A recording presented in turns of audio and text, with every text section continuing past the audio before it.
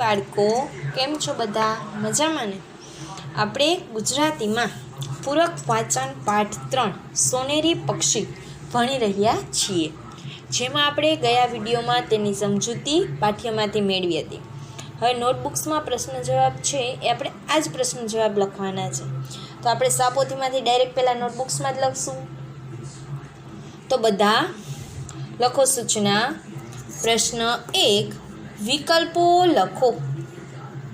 विकल्पो लखो।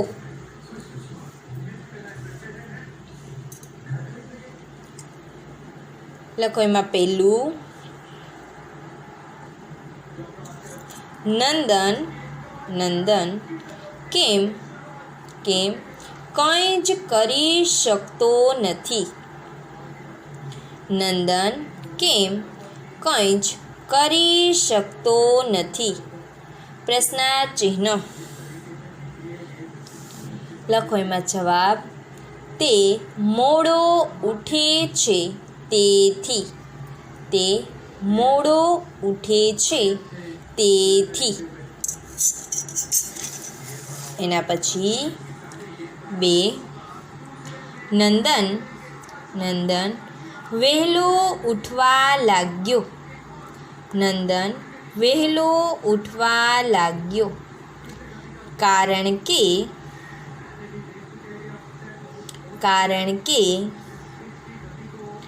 तेने सोनेरी पक्षी जोवुं हतुं। तेने सोनेरी पक्षी जोवुं हतुं। एना पछी 3 नंदन नंदन वहेलो उठी फरवा जवा लाग्यो। नंदन वहेलो उठी फरवा जवा लाग्यो तेथी शुं थयुं। तेथी शुं थयुं। प्रश्नार्थ चिन्ह।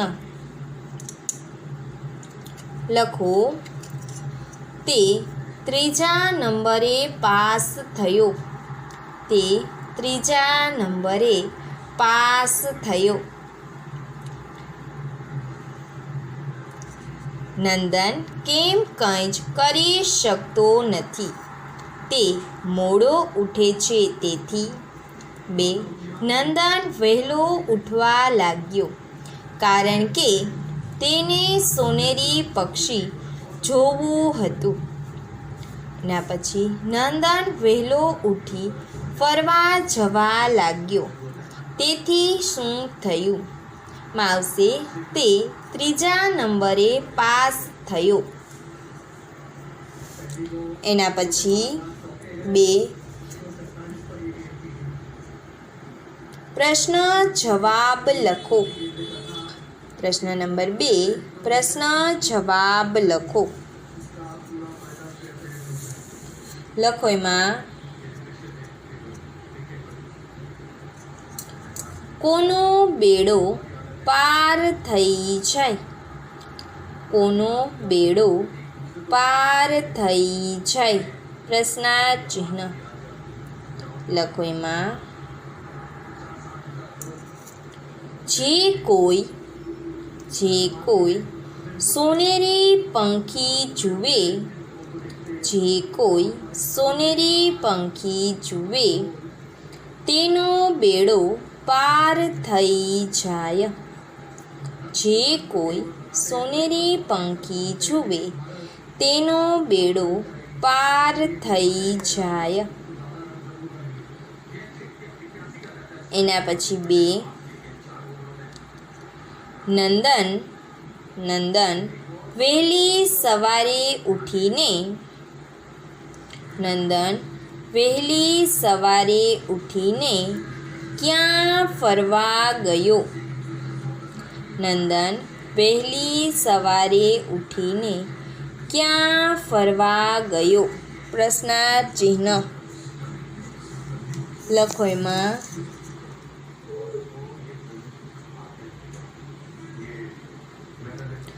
नंदन વહેલી સવારે ઉઠીને નંદન વહેલી સવારે ઉઠીને ગામના તળાવ પાસે ફરવા ગયો હતો. ગામના તળાવ પાસે ફરવા ગયો હતો. એના પછી 3 મામાએ સોનેરી પંખીની વાત કરી તે શું હશે? મામાએ સોનેરી પંખીની વાત કરી તે શું હશે? પ્રશ્નાર્થ ચિહ્ન લખો. એમાં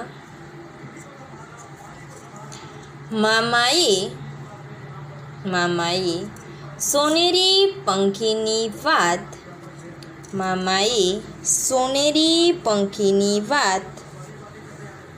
કરી તે સૂરજ હશે.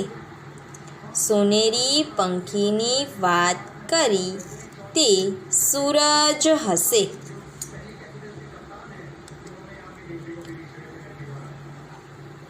એના પછી પ્રશ્ન નંબર 3, ખાલી જગ્યા પૂરો.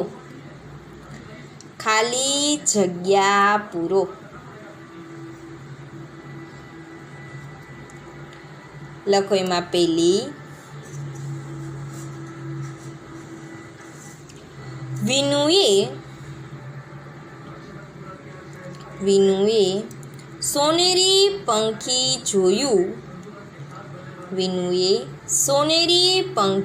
જોયું ત્યારથી તે ખાલી જગ્યા થઈ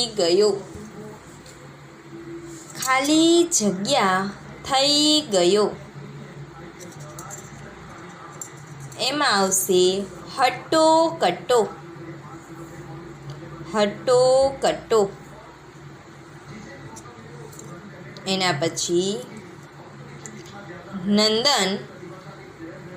નંદન કાયમ ખાલી જગ્યા વિષયમાં નાપાસ થતો હતો.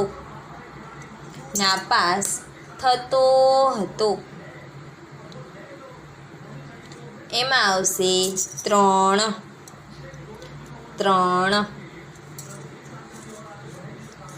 એના પછી ખાલી જગ્યાએ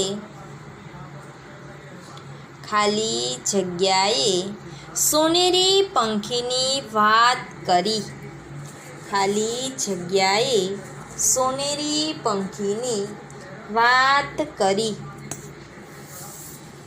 એમાં આવશે મામા. એના પછી પ્રશ્ન નંબર 4, ખરા ખોટા વિધાનો લખો.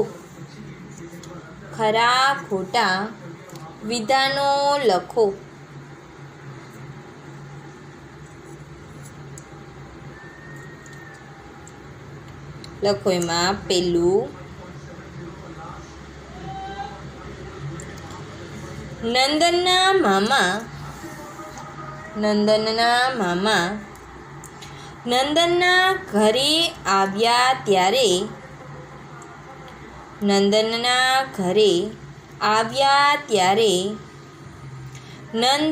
નિશાળે ગયેલો હતો. એમાં આવશે ખોટું. આ વિધાન ખોટું છે. એના પછી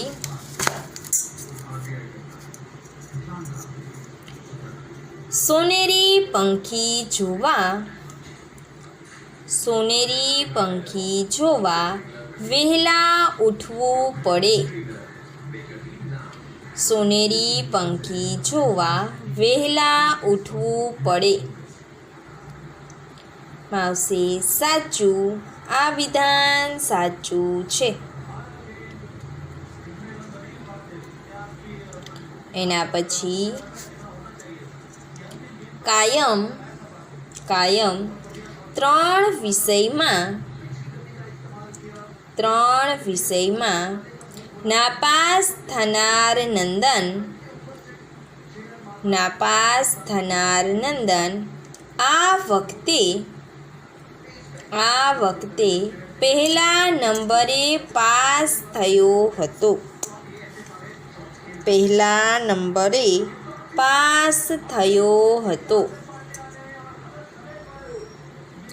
આવશે ખોટું. આ વિધાન ખોટું છે.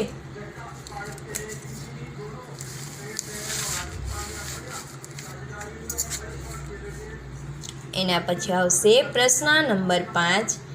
જોડણી લખો. સાચી જોડણી લખો. એમાં છે પેલું અઠવાડિયું. ડી દીર્ઘ યુ હસવાવું અને માથે મીંડું અઠવાડિયું. એમાં જોડણી સુધારીને આવશે ડી હસવાય યુ હસવાવું અને માથે મીંડું યુ એમનેમ રહેશે, ખાલી ડી છે એ હસવાય થશે. અઠવાડિયું. એના પછી ઊંઘણશી. ઉ હસવાવું ઊંઘણશી સી દીર્ઘઈ. સાચી જોડણી સુધારીને લખો. ઉ દીર્ઘવું માથે મીંડું ઊંઘણશી.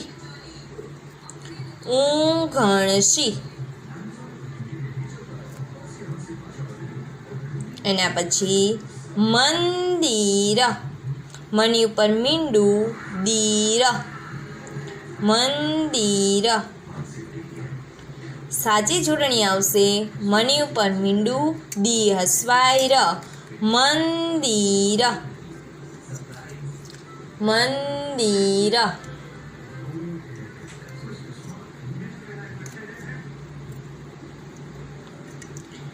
એના પછી આવશે કિનારો.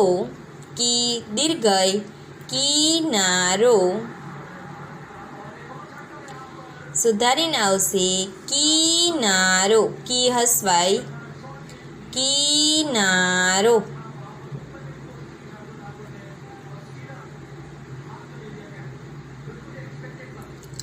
એના પછી આવશે પ્રશ્ન નંબર 6. શબ્દ સમૂહો માટે એક શબ્દ લખો. શબ્દ સમૂહો માટે એક શબ્દ લખો. એમાં આવશે પહેલું ઊંઘ્યા કરવાની ટેવવાળું. ઊંઘ્યા કરવાની ટેવવાળું. એમાં આવશે જવાબ ઊંઘણશી.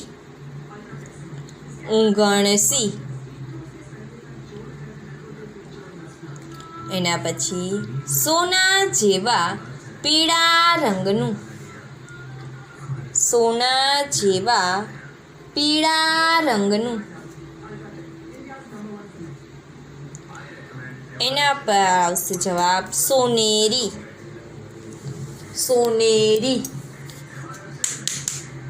એના પછી આવશે ખેતર કે ગામની હદ. ખેતર કે ગામની હદ. એમાં આવશે સીમ.